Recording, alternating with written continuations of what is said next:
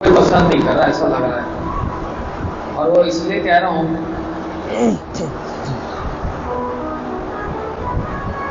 सब लोग ऐसा लग रहा है दूर दूर हो गए मेरे से। मैं जितना नजदीक बुलाना चाहता हूँ सब उतने ही दूर हो रहे हैं, दूरी दूरी लग रही है। अगर आप लोग पास पास आएंगे तो ऐसा लगता है हम एक घर परिवार के एक साथ बैठकर भगवान की कथा कीर्तन सुन रहे हैं। थोड़ी सी दूरी लग रही है, लेकिन प्रयास करो थोड़ा पास पास आ जाओ। प्रभु लोग भी सब, महेश्वरी जी सब पास आगे आगे आ जाइए सब लोग। कल से थोड़ा कुर्सियां भी आगे कर लेना भैया। मैं इतना खराब व्यक्ति नहीं हूं जितना आप समझ रहे हैं।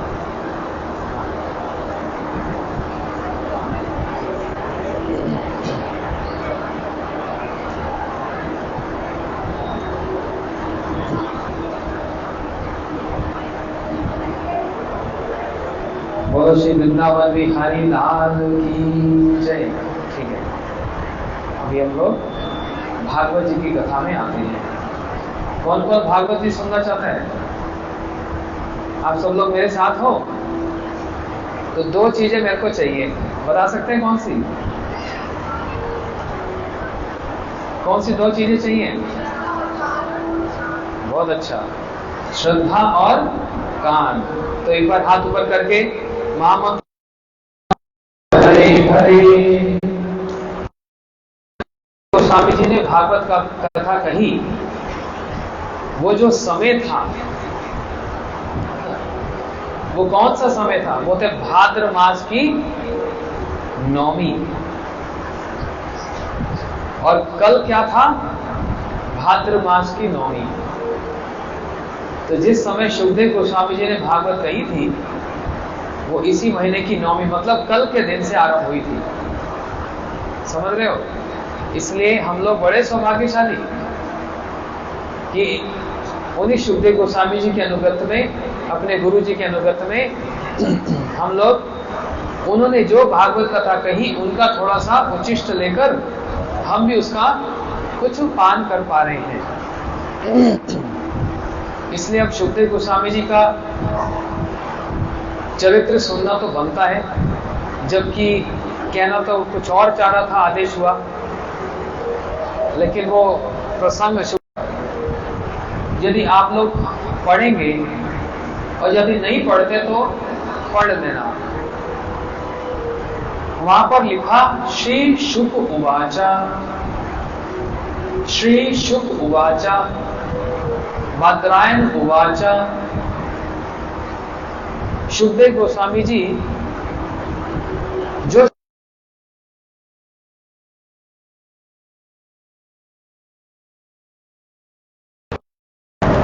श्री का मतलब लक्ष्मी जी से संबोधन होता है। ध्यान से सुनना, पूरे कान खोलकर। यदि वैकुंठ लीला में श्री शब्द व्यवहार होता है तो यह लक्ष्मी जी पर लागू होता है। यदि राम लीला में श्री शब्द व्यवहार होगा तो यह सीता जी पर लगता है। और यदि कृष्ण लीला में, भागवत जी में श्री लीला व्यवहार होती है थोड़ा सा कम, तो ये राधा जी पर लगता है। जैसे सुखदेव गोस्वामी जी ने राधा जी की जन्म कथा को कहा, अभी अभी राधाष्टमी बीती, तद अरब नंदस्या व्रज संस्मृतिमान हरि निवास आत्मगुणो रामम पीण अहो निपा। रमा शब्द कहा। अब रमा शब्द तो लक्ष्मी जी पर लगता है, लेकिन कृष्ण लीला में रमा शब्द सर्व लक्ष्मीमयी श्री राधा जी पर लगता है। सर्व लक्ष्मीमयी सर्व कांति समोहनी पर। ऐसे ये जो श्री शब्द है ये है तो लक्ष्मी जी को संबोधन करने वाला, परंतु कृष्ण लीला में ये श्री शब्द राधा जी पर लगता है। तो श्री शुक, शुक का मतलब होता है तोता। राधा जी का सबसे प्रिय तोता जो राधा जी के हाथों में बैठता है और राधा जी उनको अनार के दाने खिलाती हैं। और उस शुक पक्षी के सिर को सहलाती हुई कृष्ण नाम का उच्चारण करती है, कहती है कृष्णा कृष्णा कृष्णा। और तोते का तो स्वभाव ही यही होता है कि जो जैसा कहते वो वैसे ही दोहरा देता है ना। तोता का स्वभाव होता है, उसको यदि सिखाया जाए तो जो कहोगे वैसे का वैसे ही उच्चारण कर देता है। और ये तो कोई साधारण तोता नहीं, ये कोई पक्षी वाला तोता नहीं, ये शुद्ध सत्वमय कलेवर हैं। शीश शुक, राधा जी के हाथ में जो बैठने वाले, ये कोई साधारण तोता नहीं, दिव्य अति दिव्य शुक पक्षी है। और उन्हीं राधा जी के उच्चारण किए हुए कृष्ण शब्द को सुनकर वह पक्षी भी कृष्ण कृष्ण कहने लगे, वह शुक भी कृष्णा कृष्णा कृष्णा कृष्ण कह रहे। राधा जी अपने ही प्रियतम, अपने श्याम सुंदर का शब्द सुनकर बड़ी आनंदित हो रही है। सिखाया किसने? स्वयं राधा जी ने, लेकिन वही नाम श्रवण करके उतना ही आनंद मिलता है। ये साधु स्वभाव है। साधु स्वभाव क्या? साधु स्वभाव सिर्फ कथा कहना ही नहीं, कथा सुनने में भी उतना ही आनंद आता है। शर्वंती गायंती गृणंती साधवा, जितना सुनने में आनंद उतना कहने में भी आनंद। राधा जी को कृष्ण कृष्ण कहने में जितना सुख लगता है उतना सुनने में भी लगता है। केवा सुनाई ले श्याम नाम से, एक भजन है। राधा जी वो कृष्ण नाम सुनना चाहती है। देखो ये तो प्रेम की बात है। जिससे प्रेम हो गया ना, बार बार उसका नाम सुनने की आदत बढ़ जाती है और सुनने में बड़ा उमंग और उल्लास लगता है।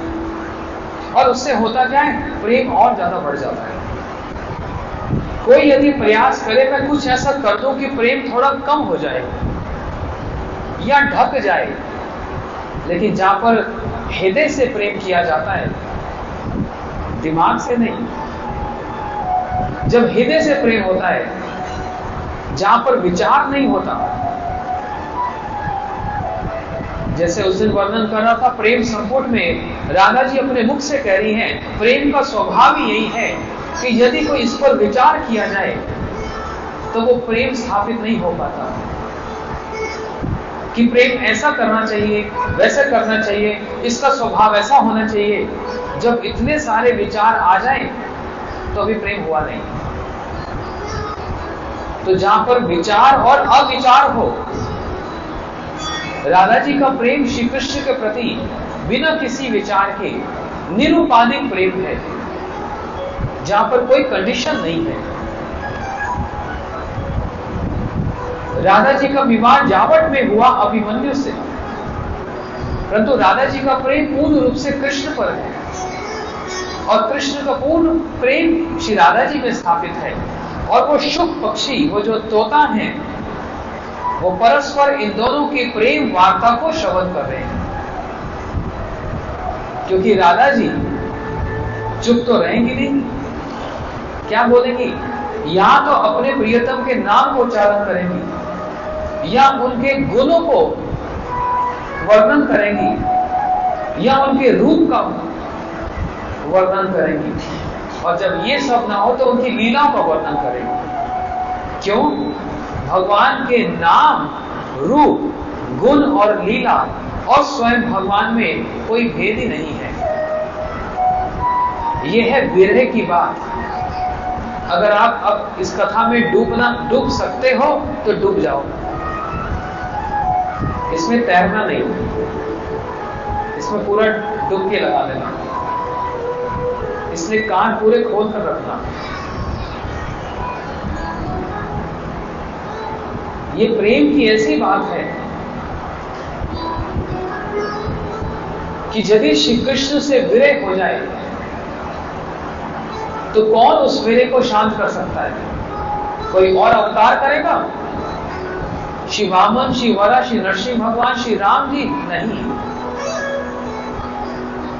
श्री कृष्ण का ही नाम, उनके रूप का वर्णन, उनके गुणों का वर्णन, उनकी लीलाओं का वर्णन, यही एक ऐसा साधन है जिससे अपने वीरे को वो शमित करती है। क्योंकि अभिनत्व नाम नाम, इसमें कोई भेद नहीं है।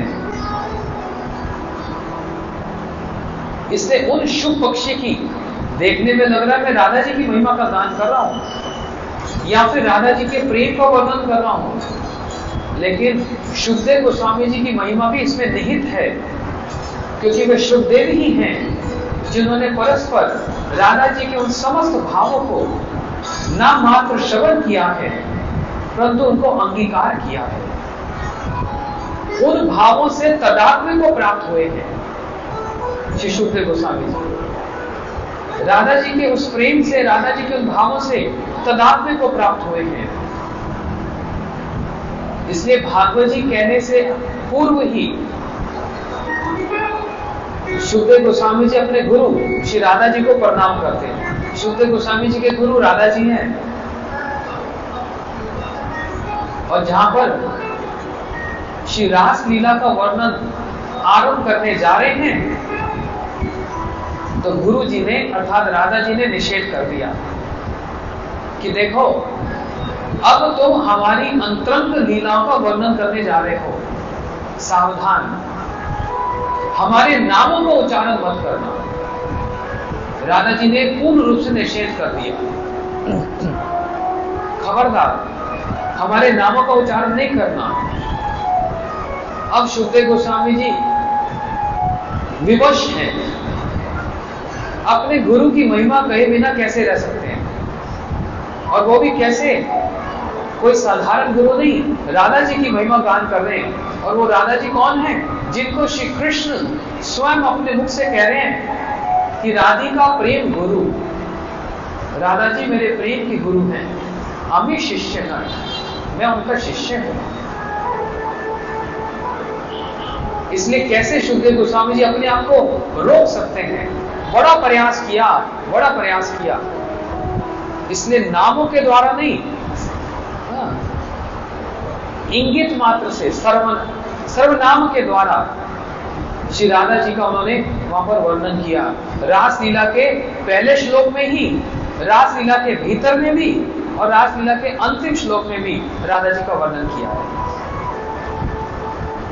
पहले श्लोक में कह दिया भगवान अभी तरात्रि शर्रोत्फुल्ल मल्लिका विक्षरन्ते मनश्चक्रे योग माया उपासिता। कुछ ज्यादा कठिन हो गया मुझे लग रहा है। अच्छा, ये कथा आपको कहीं मिलेगी नहीं, ना पुस्तकों में मिलेगी, ना टीवी में मिलेगी। ये तो वृंदावन में आओगे तो मिलेगी। तो सोचो वृंदावन चलकर आपके पास आ गए यहाँ पर, कैसे? ये हमारे गुरु जी के कारण। अच्छा, ये बोलकर फिर मैं थोड़ा नीचे लेवल पे आता हूं। योग माया उपासिता, श्री कृष्ण कह रहे हैं, शुभदेव गोस्वामी जी कह रहे हैं, जब तक योग माया का आश्रय नहीं लिया जाएगा ये रास नहीं हो सकता। अर्थात जब तक राधा जी का आश्रय नहीं लिया जाएगा ये रास नहीं हो सकता। इसलिए रासलीला के प्रथम श्लोक में ही राधा जी का वर्णन कर दिया। रासलीला के भीतर में भी अन्य राधितो नूनम भगवान हरिरीश्वर रह नहीं पाए। क्या कह रहे हैं? जिस गोपी ने श्री कृष्ण की सबसे ज्यादा आराधना की है इसलिए इनका नाम राधा है। परंतु उल्टी बात है, श्री कृष्ण ने जिनकी सबसे ज्यादा आराधना की है इसलिए इनका नाम राधा है। अब जो जानते हैं वो समझ गए होंगे। अब रास के अंतिम श्लोक पर आ जाओ। शुभदेव गोस्वामी जी ने ये लीला सुनने की, ये कथा सुनने का एक आशीर्वाद दिया सबको। विक विदितम रजवदम इदम च विष्णु श्रद्धान तो अनुशून्यत अथा वर्देवा भक्ति परम भवति प्रतिलभ्य कामा हृदय रोग कृष्णेति अचरे नदीरा। क्या कह रहे हैं? जो श्री राधा जी और श्री कृष्ण की इन गोपियों की जो लीला को, इस रास लीला को श्रवण करता है, उनको प्रेम भक्ति की प्राप्ति हो जाती है। वगैरह बहुत कुछ कहा। तो देखो, ये शुभदेव गोस्वामी जी की महिमा, सभी लीलाओं में सर्वश्रेष्ठ लीला का आरंभ में ही राधा जी का नाम उच्चारण कर दिया, मध्य में भी और अंत में भी, इंगित मात्र के द्वारा।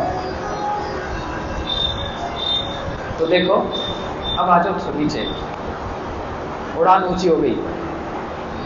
वह शुभ पक्षी तोता राधा जी के हाथ से उड़कर नंद गांव में चला गया, जहां पर कृष्ण अपने सखाओं के साथ बैठे हैं, और एक वृक्ष की डाल पर बैठकर ये शुभ पक्षी जैसे राधा जी ने सिखाया था, ठीक उसी शब्दों में कृष्ण कृष्ण बोलने लग गया। कह रहे हैं कृष्ण कृष्ण कृष्ण कृष्ण कृष्ण। श्री कृष्ण अपना ही नाम सुनकर विचलित से हो गए। यही कृष्ण नाम की विशेषता है। साधारण लोगों की तो बात छोड़ दो, जो साधन करते हैं या फिर जो सिद्ध हैं, वे सभी इस कृष्ण नाम में डूब जाते हैं। औरों की तो बात छोड़ो, स्वयं श्री कृष्ण भी जब अपना ही नाम सुनते हैं तो भाव विभोर हो पड़ते हैं। समझ रहे हैं? भगवान अपना ही नाम जब सुनते हैं, कहते हैं आहा कितना सुंदर नाम है, कितना मीठा है। तो स्वयं कृष्ण अपनी मिठास नहीं जानते। एक मिश्री है ना, मिश्री से पूछो मिश्री तुम कितनी मीठी हो, वो बता सकती है? नहीं। मिश्री स्वयं मीठी है, लेकिन ये नहीं बता सकती कि मैं कितनी मीठी हूं। जो मिश्री को खाएगा वो बता सकता है मिश्री तुम बड़ी मीठी हो। इसलिए जब भक्त कृष्ण नाम करने में डूब जाते हैं, भजन गाते हैं ना, कृष्ण नाम तू भज दे मनवा, फिर पाछे पछताएगा, जो ना तूने भजन किया तो फिर पाछे पछताएगा। ऐसा उपदेश देते हैं ना, कृष्ण नाम करो। लेकिन जब ये नाम, अभी तो हमारी नाम में रुचि है ही नहीं, सीधी बात है, सारी बात तो रुचि की है। रुचि होगी तो नाम होगा, जब रुचि नहीं है तो नाम भी नहीं होगा। अब ये रुचि कैसे पैदा की जाए? रुचि ही रुचि को पैदा करेगी। समझ रहे? बिना रुचि के भक्ति हो नहीं सकती। नाम में रुचि कैसे हो, इसका उदाहरण दिया गया। जिसको पीलिया का रोग होता था ना पहले, तो वैद्य जी बोलते थे बेटा मिश्री खाओ, और जो मिश्री खाता था मिश्री में उसकी रुचि नहीं होती थी, मिश्री भी उसको कड़वी लगती है। लेकिन वैद्य बोलता था यही इलाज है, मिश्री खाते जा रोज। जिस दिन मिश्री में रुचि हो गई और वो मीठी लगने लगी, उसी दिन समझना पीलिया समाप्त हो गया। ऐसे ही कृष्ण नाम में हमारी रुचि नहीं है, लेकिन उपाय क्या है? रोज खाते जाओ, रोज करते जाओ करते जाओ, एक दिन तो रुचि होगी। एक दिन रुचि देवी की तो कृपा होगी। रुचि भी एक देवी है। रुचि की जिस